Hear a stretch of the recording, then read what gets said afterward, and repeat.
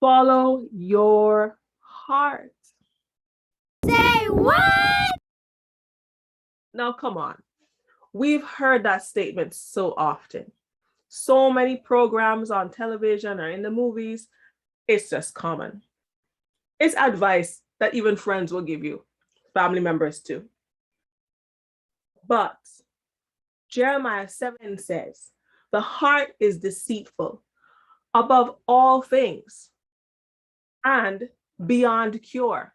That means it can't be fixed. Who can understand it? Well, the next verse says that God searches our hearts and he knows our thoughts and he rewards us based on what we do. So if our hearts are deceitful, that means that our hearts will lie to us. They'll tell us to go and follow this dream. And then they'll tell us to go and believe this about somebody.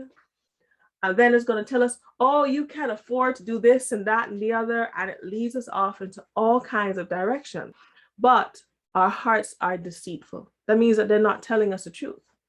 So where can we find truth? Well, let's look back in the Bible. John chapter 17, verse 17. Jesus was praying to the Father. And he said, sanctify them by your truth.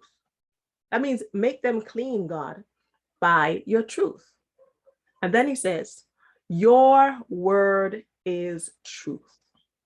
So if we want to know what's true, we'll go into the Bible. The Bible contains God's word, and God's word is truth.